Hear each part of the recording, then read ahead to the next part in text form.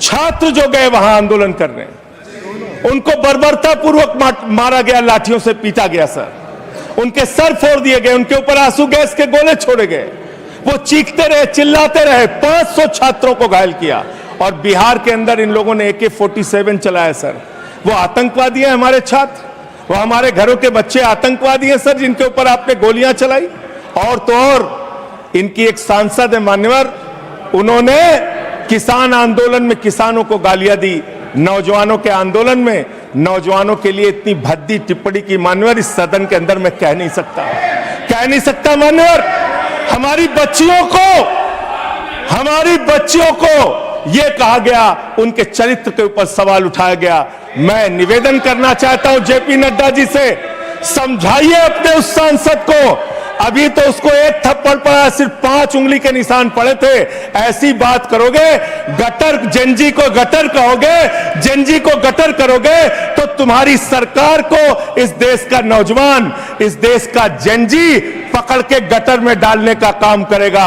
इसलिए तुम्हारी सरकार को मान्यवर, इसलिए मैं आपसे निवेदन करना चाहता हूं, नौजवानों को गटर जेनजी मत बोलो, तुम्हारी सरकार को उठा के वो गटर में डालने का काम करेंगे मान्यवर। इसमें ऐसे प्रावधान आप लेके आए हैं। माननीय संजय जी, मैं बस खत्म कर रहा हूं। अकेले स्पीकर हैं आप? हाँ अकेले हैं। अकेले। सर मैं ये सोच रहा था कि ये सरकार ऐसा कानून लेके आए, अकेले रहेंगे तब भी तुम्हारे खिलाफ लड़ेंगे, याद रखना। माननीय संजय जी, अकेले रहेंगे तब भी तुम्हारे खिलाफ लड़ेंगे। ये दादागिरी कहीं और दिखाना। बैठ जाओ, चंदा चोरी करते हो तुम लोग। माननीय तरुण जी,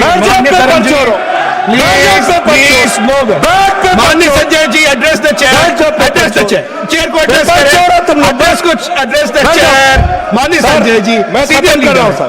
अरे नहीं, एड्रेस द चेयर। माननीय तरुण जी, पेपर चोर, प्लीज सर मैं सोच रहा था संजय जी, अंतिम में एक बात माननीय तरुण जी, पेपर चोर, प्लीज अकेला रहूंगा तो रहूंगा तुमसे, किसी गलत फहमी में माननीय संजय जी, समय जा रहा है आपका, समय जा रहा है। हाँ खत्म एड्रेस करिए सर, एड्रेस द चेयर। मान्यवर, मैं सोच रहा था कि आखिर ये सरकार ये पेपर चोरों के खिलाफ कार्रवाई क्यों नहीं करती। मुझे ये पता चला मान्यवर, ईडू टेस्ट नाम की एक कंपनी, खत्म कर रहा हूं, ईडू टेस्ट नाम की एक कंपनी जो गुजरात के अंदर ब्लैक लिस्टेड हुई, उससे बिहार में पेपर कराया गया, वहां भी ब्लैक लिस्टेड हुई, उसी से यूपी में पेपर कराया गया, वहां से भी ब्लैक लिस्टेड हुई। तो जो पेपर चोर हैं वो अहमदाबाद में ब्लैक लिस्ट हुए, बिहार में ब्लैक लिस्ट हुए, यूपी में पेपर चोरी की, क्योंकि उनको पेपर कराने का ठेका इसलिए मिलता है क्योंकि उनका संबंध, खत्म कर रहा हूं सर, 30 सेकंड सर, 30 सेकंड। ओसीडू टेस्ट कंपनी का पेपर चोर का संबंध देश के प्रधानमंत्री और कई राज्यों के मुख्यमंत्री से है। हम दोनों, पहले मैं लीगल पक्ष के ऊपर बात करूंगा, फिर पॉलिटिकल पक्ष के ऊपर। मगर हमारी सरकार ने यह प्रतिबद्धता दिखाई है कि जब छात्रों के भविष्य की बात आए तो ऐसा कठोर कानून बनाया है कि पेपर लीक करने वाले माफियाओं का मनोबल गिरना नहीं चाहिए, मनोबल जमींदोज हो जाना चाहिए। और इसके लिए 2024 के एक्ट के सेक्शन 11 के सबसेक्शन 2 में यह स्पष्ट किया गया है कि यदि कोई संगठित पेपर लीक करता है तो 1 करोड़ रुपए से उसको आर्थिक दंड को 10 करोड़ रुपए किया गया है। इसका उद्देश्य यह है कि यदि कोई ऐसा करता है तो उसकी आर्थिक ढांचा जमींदोज हो जाना चाहिए। सबसेक्शन 1 में 5 वर्ष के कारावास को 7 वर्ष किया गया है और 7 वर्ष के कारावास को 10 वर्ष किया गया है। 2024 के एक्ट के सेक्शन 10 में संशोधन किया गया है कि यदि कोई व्यक्तिगत रूप से इसका दोषी पाया जाता है तो 50 लाख रुपए का होगा फाइन। माननीय मंत्री जी ने कहा था कि सर्विस प्रोवाइडर के ऊपर भी कड़ा शिकंजा करने की व्यवस्था की गई है। तो यदि कोई सर्विस प्रोवाइडर या मैनेजर होता है तो उस पर 1 करोड़ रुपए का फाइन और सजा जो है वो 10 वर्ष तक की हो सकती है। परंतु मैं कहना चाहता हूं सभापति महोदय, कानून कितना भी कठोर हो वो तब तक प्रभावी नहीं हो सकता जब तक जांच द्रुत गति से ना हो। तो इसमें यह प्रावधान किया गया है 2024 के एक्ट के सेक्शन 12 में, सेक्शन 12 और बी, ए एंड बी, 2 नए संशोधन किए गए हैं जिससे जांच एजेंसी को 2 महीने के अंदर ही अपनी जांच पूरी करनी है और पहले प्रावधान यह था कि केवल सेंट्रल एजेंसीज करेंगी। अब स्टेट्स को इंपावर किया है कि वो चाहे तो स्पेशल टास्क फोर्स अपनी बना सकते हैं और उसे भी 2 महीने के अंदर जांच देनी होगी। यानी स्टेट्स को भी पावर दिया है और उसके लिए स्पेशल टास्क फोर्स की व्यवस्था भी की है।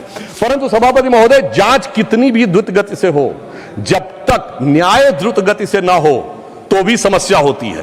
तो इसमें यह व्यवस्था की गई है, सेक्शन 12 में यह प्रावधान किया गया है कि स्पेशल ट्रैक कोर्ट बनेंगे, फास्ट ट्रैक कोर्ट बनेंगे जो डे टू डे बेसिस के ऊपर हियरिंग करेंगे और इसके लिए कोई भी राज्य या केंद्र शासित राज्य या प्रदेश उच्च न्यायालय के मुख्य न्यायाधीश की अनुशंसा के ऊपर डेजिग्नेटेड कोर्ट का गठन कर सकेगा। परंतु सभापति महोदय, कई बार न्याय में बीच में लोग लूपहोल निकाल लेते हैं, तो यह भी व्यवस्था की गई है यदि कोई कानूनी दांवपेच निकालकर बचना चाहे तो कोई स्पेशल टास्क फोर्स के आदेश या निर्णय को चैलेंज करना चाहे तो उसे हाई कोर्ट में 2 जजेस बेंच में ही जाना पड़ेगा और उस अपील का डिस्पोजल 3 महीने के अंदर करना पड़ेगा। यानी हर प्रकार की व्यवस्था को सुनिश्चित किया गया है। तो यदि मैं एक लाइन में कहूं तो इस विधेयक में पेपर लीक पर कठोर दंड, समयबद्ध जांच और त्वरित न्याय, तीनों का ही समस्त प्रावधान किया है। इसके लिए मैं सरकार को धन्यवाद और साधुवाद देना चाहता हूं। और इतना ही नहीं, विगत 12 वर्षों में हमारी सरकार ने शिक्षा व्यवस्था के लिए क्या क्या किया है वो बहुत सारा विस्तार लोग बता चुके हैं। IITs 15 से 23 हुई, IIMs 15 से 21 हुई, एम्स 7 से 20 हुए, मेडिकल कॉलेज 387 to 808 हुए, टोटल यूनिवर्सिटी 760 से 1338 हुई, अंडर ग्रेजुएट MBBS सीट 151% बढ़ी, PG सीट 140% बढ़ी और 15,000 करोड़ रुपए का निवेश किया गया है ताकि आने वाले वर्षों में 10,000 नई मेडिकल सीट्स का गठन हो सके।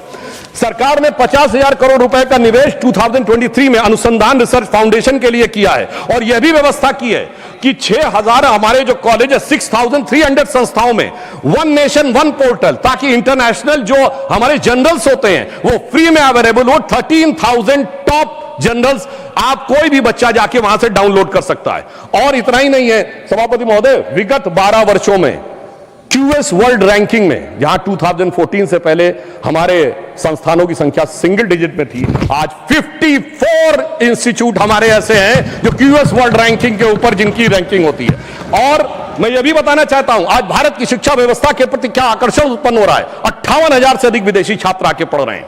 आज स्थिति यह है कि पहली बार हमारे संस्थान IIT मद्रास का जंजीबार में कैंपस बना है, IIT दिल्ली का अबू धाबी में बना है, IIM अहमदाबाद का दुबई में बना है और अभी प्रधानमंत्री जी इंडोनेशिया गए थे तो पहली बार IIM बेंगलोर के कैंपस के लिए इंडोनेशिया की सरकार ने रिक्वेस्ट किया है और उसकी अनुमति प्रदान की गई है। यह दर्शाता है कि शिक्षा व्यवस्था के लिए काम किया। और एक और मैं कहना चाहूंगा, हमारे विपक्ष में कई विद्वान लोग बैठे हैं, अब भारत का जो फॉरेन रेमिटेंस है $135 बिलियन आता है और उसमें से पहली बार ऐसा है विगत 2 वर्षों में जब वो डेवलप्ड इकोनॉमीज में से आता है।